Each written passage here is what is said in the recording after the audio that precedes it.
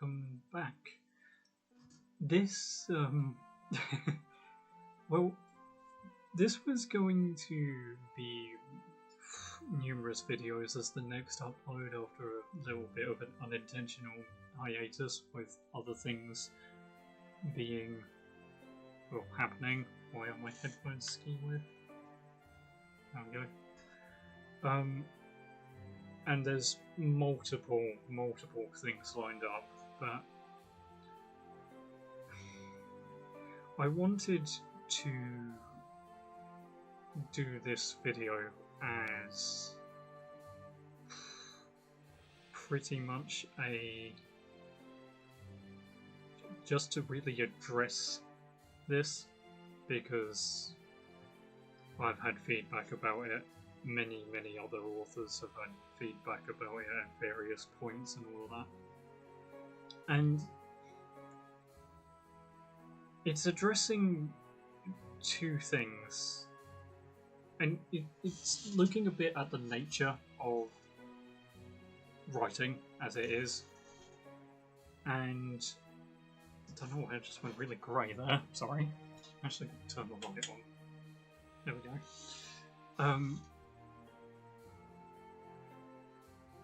The first part, and the elephant in the room about all of this, is front covers. I don't know if anyone else in the author community feels like this, or if it might just be a select handful of us, but the nature of what a front cover is tends to get, I don't know, mixed up, shall we say, and I'm going to throw in a few edits here and pop up images of some of my favourite books to help illustrate my points here, but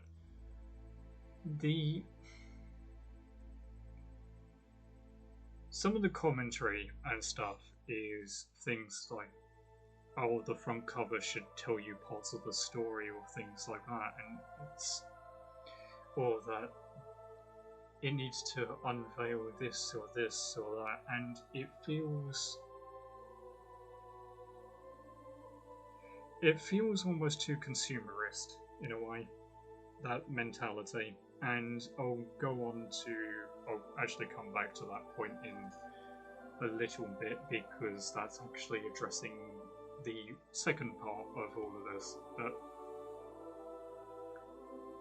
in front of you on the screen right now are every released book I have, or ebook, except the dyspraxia one, mainly because I didn't have room on the screen for it, and because that one's a little bit different. But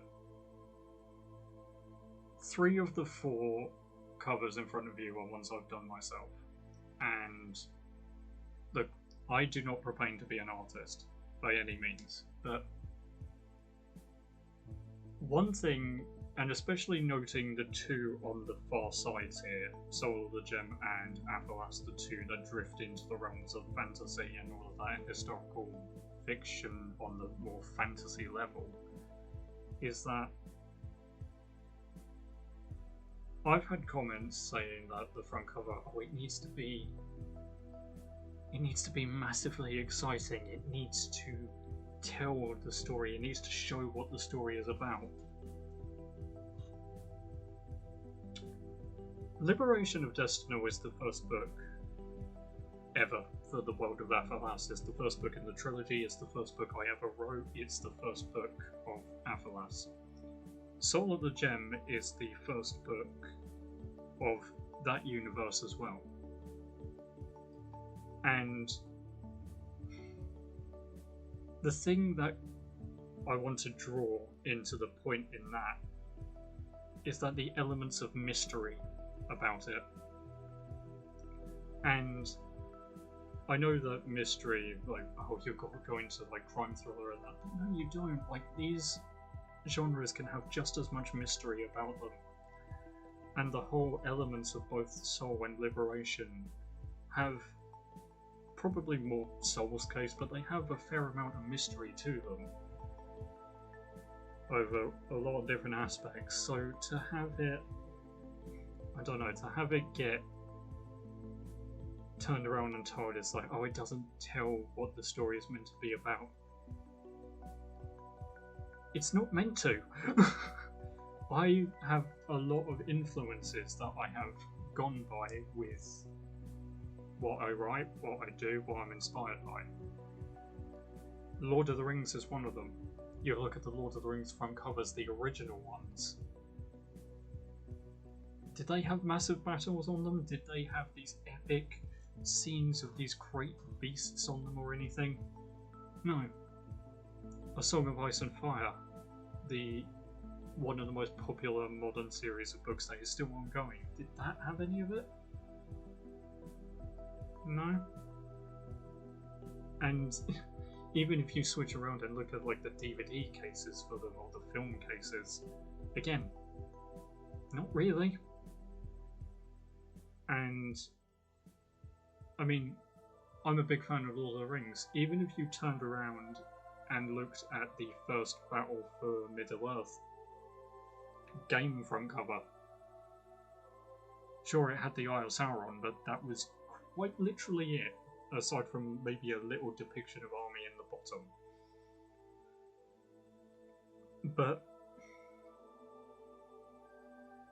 I know that my art's never going to be the best, and I will highlight that my stance when it comes to hiring artists and all of that is there are a massive amount of incredible artists out there, but as great as they are, and I'm sure that they felt the same way of like going to a creator of a different medium and say, is there something you could do with this or something?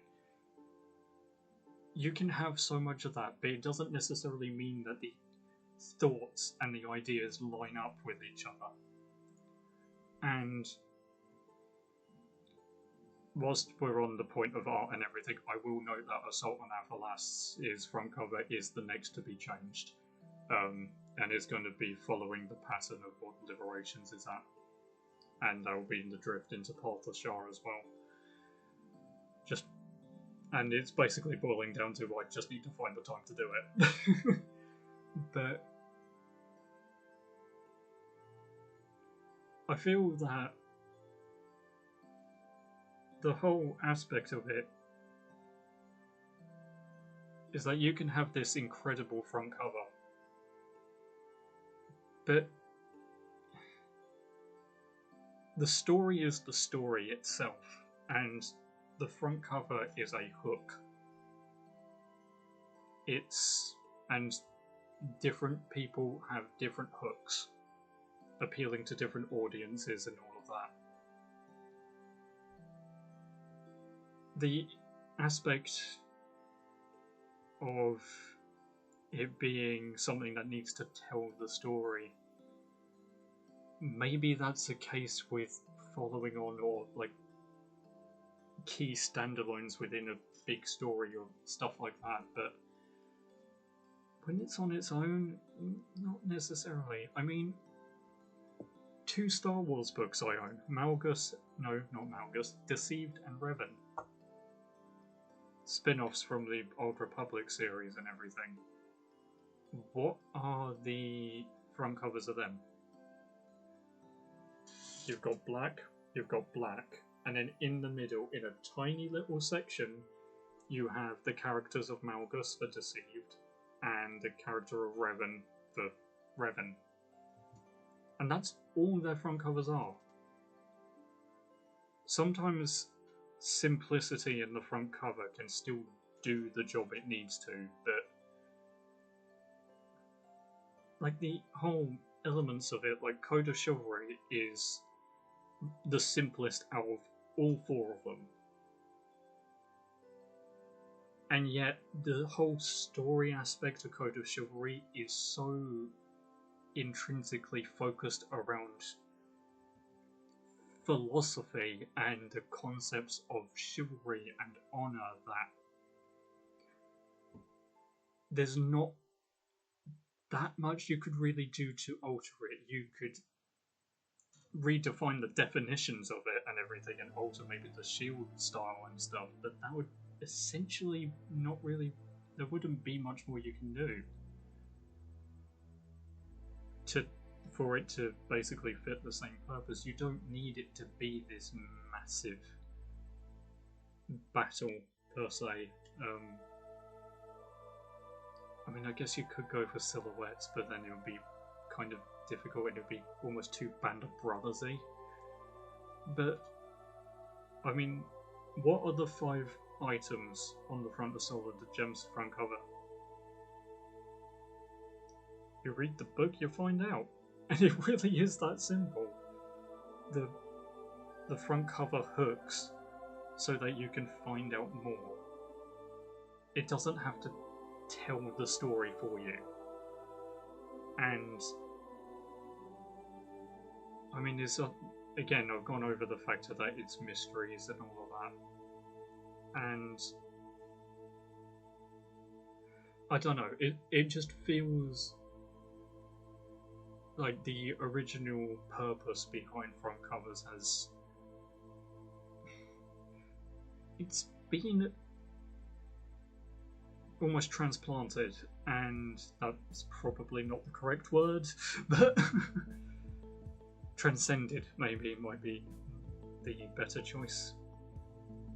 But anyway, to continue on that track, I'm going to go over to the second part because that kind of fits into my issue with what a lot of people tend to argue over front covers, and there is also just the simple concept of you can have this amazing front cover, pick up the book, buy it, spend your money on it, only to find out that it's absolute crap or something that's just really not your taste. And I feel like a lot of people are going to fall into that trap with AI writing and AI art. But on the flip side of it, you can have a mediocre front cover or a front cover that's not that interesting, but it turns out to be this incredible story. I've probably brought the image up before already, but I will bring it up again here. Empires of the Sea, The Battle for the Mediterranean. It's the last book I actually completed. The front cover is fairly simple, and yet the book is detailed, it's fascinating, it's, for those who love history, it is an incredible read. And it's one of those things, and I know that different genres sort of deem different things, but again, I was having this conversation with a friend yesterday, so Lord of the Rings, Narnia even, and all of these massive fantasy series that have fairly simple front covers. And then you have things like Halo or Star Wars. Even their front covers, I mean, the front cover of the Thrawn book, it's Thrawn on a background of white. That's it. It's just these sort of aspects. And again, like, hand on heart, I will say that my front covers are not the best in the world, and they probably never will be. Actually, they're most likely never going to be. But I'm an author, first and foremost. I'm a dyspraxic author, first and foremost, and artist is a secondary or a tertiary thing. And I want my works to have amazing art, and I know that in a lot of cases that's probably not within my own capabilities. But that's like fan art and things, but obviously fan art you don't do yourself.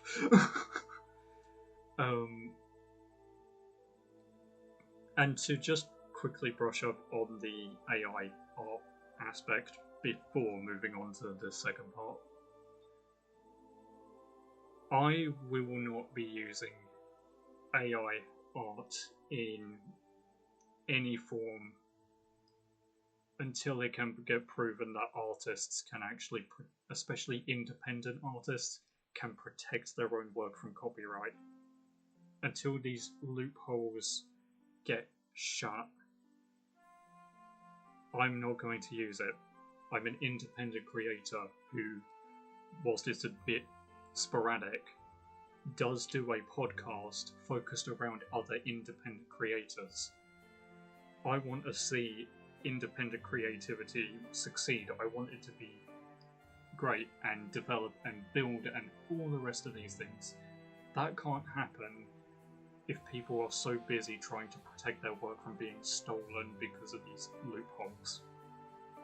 So until that can get shut down, I'm not interested in going down that road. And moving on to the other part that pushes on this aspect of the front cover kind of taking this belief of consumerism and all that. And that's the loss of the idea of the blurb. And I'm saying this because I'm a part of a lot of author groups. I look at the posts sometimes. Unfortunately, a lot of them have just been clouded into just here's my book, here's my book, here's my book, here's my book, and no one pays any attention to whatever anyone else is posting. But this whole idea, and this is the consumerism issue, and it's the case of removing the blurb away and filling the back with just reviews. It's like, oh, it's been rated this, oh, this has said this, oh, it's great, brilliant, awesome. Yeah, I'm I'm not one who is a particular fan of reviews, because reviews come down to opinion, and not everyone's opinion is the same. And I mean, I'm a big fan of shows like Arrow and all of that, and well, with the exception of season 4, which was unilaterally the worst season. I am someone who thoroughly enjoyed seasons 3 and 6, two of the seasons that, especially season 6, it gets a bit more hate than I think it deserves. But that's, again, own personal opinion.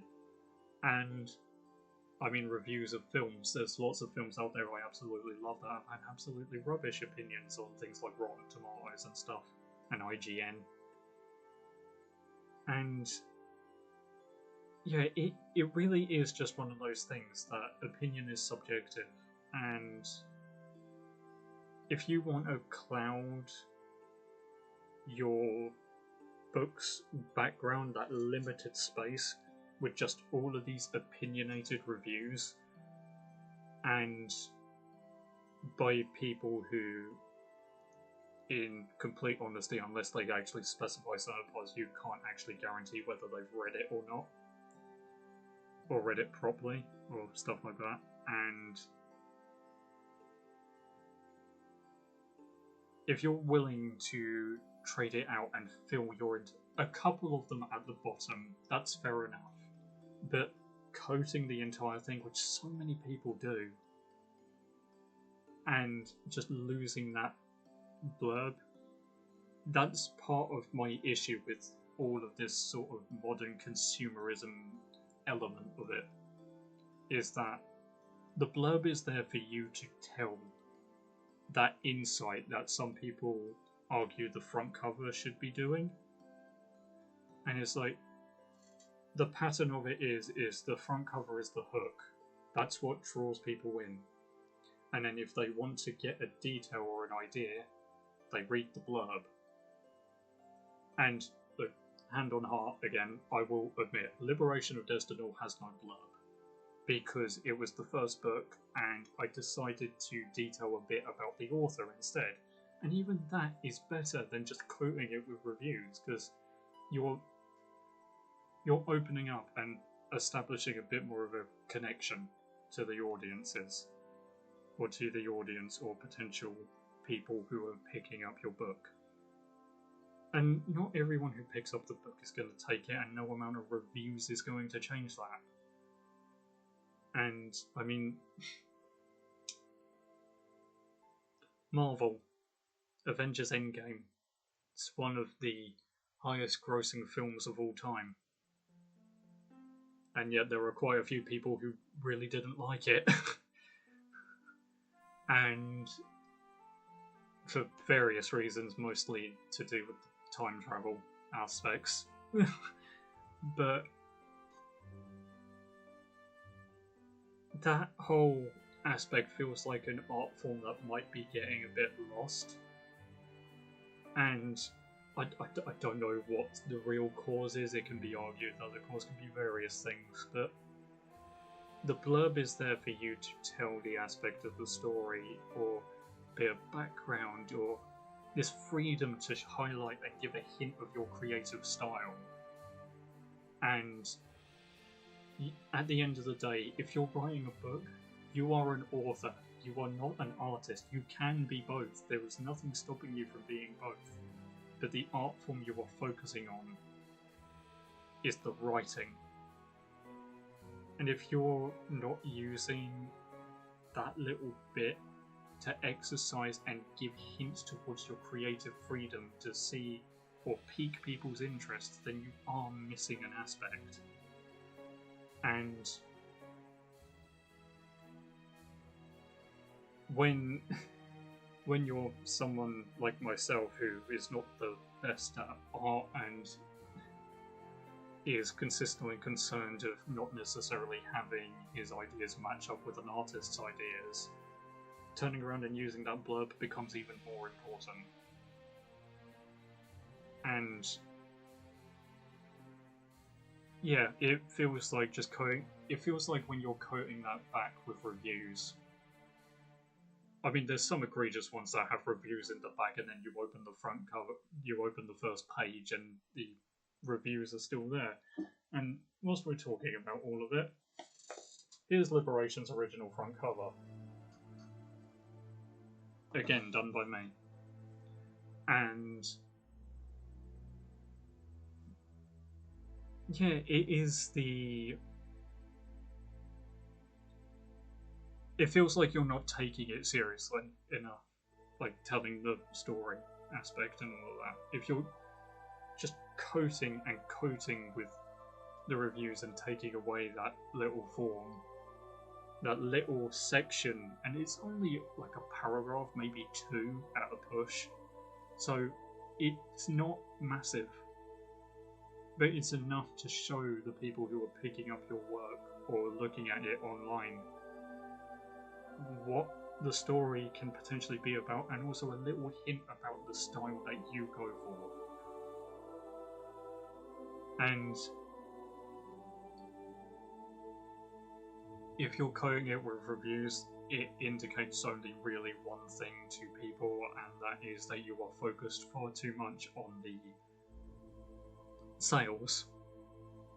You're focused so much on writing to make money, basically, instead of writing because you want to actually share your creativity. And there are not, I will say outwardly, I am not accusing everyone who does this of that, because there are a lot of people there who are just trying to figure out the best ways to get their name out there, and they feel like reviews can potentially help them. Great, awesome. But for those who kind of big up that trend or push it, it's like,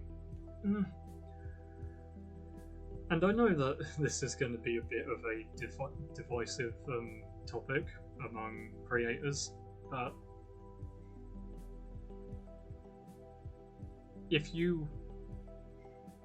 not every creator is going to, or author is going to be great when it comes to front covers or art, and even hiring artists. I mean, not all the artists are going to be to everyone's taste. So when it comes to looking at people's works, look at the blurbs. If they've detailed it in the description on a shop, look at the description. Don't just look at the front cover and think, oh yes, brilliant. Basically, don't window shop. Is pretty much the sort of aspect that this is, because the front cover is like the key to a chest. And if you unlock it, then you actually see, but it just feels like so many people paint up the chest so much, it's like, oh, it looks so awesome, I'm going to take it because it looks awesome.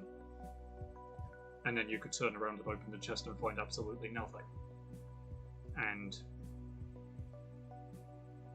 And whilst I'm not accusing authors themselves of doing that, those who are turning around and using cheapy AI writing,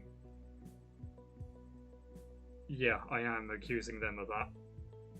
Nope, there's a few among them who are genuinely feeling like AI might be their best avenue, fair enough. But again, those who are using it as just a cheap way to make money through like the scam issues that have been going on certain platforms, then yeah, you're the ones with the bare bone chests. Or the empty chests, rather. So, I know this was a little bit ranty, and I apologise for that, but this was something that personally I felt like I had to address about my own work, because I've had people talk to me about my front covers and all of that, and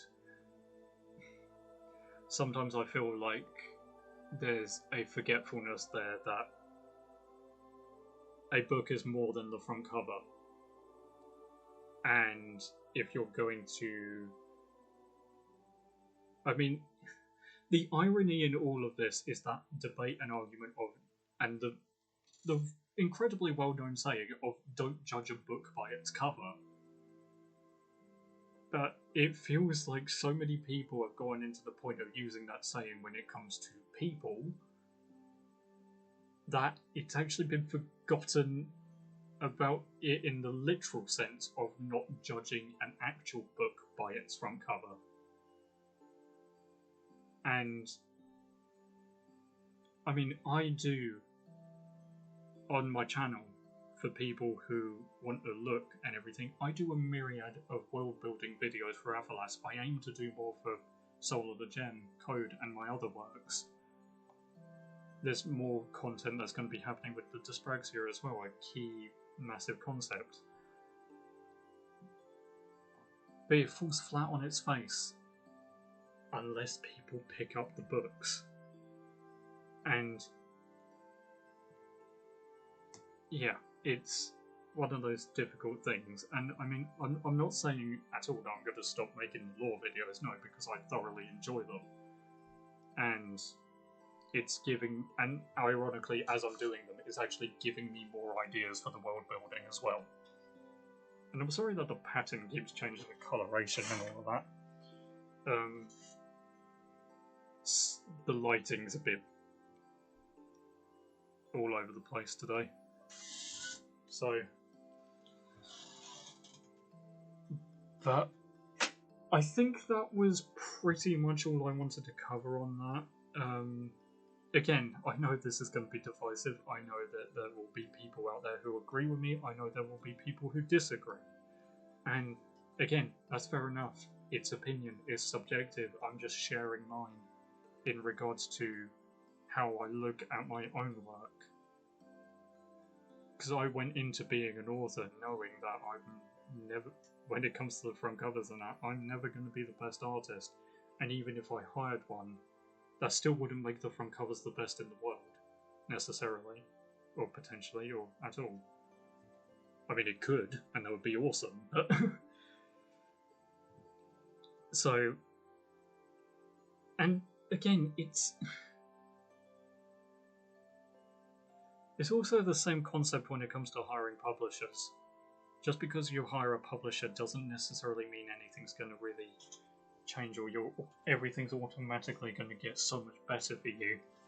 But then again, the opposite is true as well, and it's just a case-by-case basis. And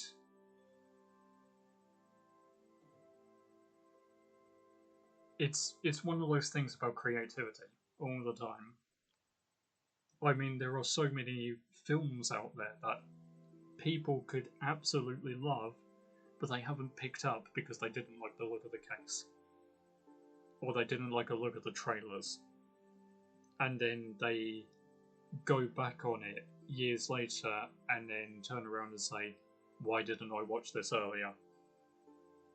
And I know that there are a lot of people out there who like to pretend like they do look beyond that, but unfortunately there are actually quite a few who don't. And yeah, I could keep rambling on, but that was what I wanted to cover. And I was going to link in the Ko-fi page on here and just share a little bit, but instead I'm just going to outwardly say as the last thing, right now and for the entire Christmas period, I am doing an experiment on the Ko-fi page where all ebooks are now reduced to a base price. All of them are at the same base price aside from the dyspraxia one, which again is different. But they all have customer pays what they want enabled. And I'm running this as an experiment to just see and test the waters of the flexibility to see if people are interested or not. And if they are, brilliant. If they're not, then after the Christmas period, I'll just turn around and set it back to how it was. It's an experiment, and I will note it's the ebooks only. I'm not doing it with the paperbacks, but that's because there's something else going on that may tie up quite a few of the paperback copies, but that's still in talks at the moment. So anyway, that was all. So yes, I am back. Hello. I apologise for the unintended hiatus. This hasn't been done on Twitch either. This is strictly a YouTube one. But please do comment, like, and subscribe. Please do check out the links in the description. Again, you can tip and support on the Ko-fi page. You can pick up the books over there. Got membership. There's certain offers going on. Like if you go to, I believe it's the 2nd and 3rd tier of the membership, you get the opportunity to create a character that will fit into Athalas lore, and the only rule pretty much is as long as they don't break the established lore and don't end up ending the world, you're free to create them however you like. And the aspect of you control that story, that character. And you never know, they may show up in a future work, possibly. But I will be doing another video soon on what's going to happen after Path of Shah is sorted, because there's quite a bit to establish on that front. So that will be the case. But until then, welcome to the Kingdom of Athalas and the world of Fellow Mind books, and I will see you on the next one. Cheerio.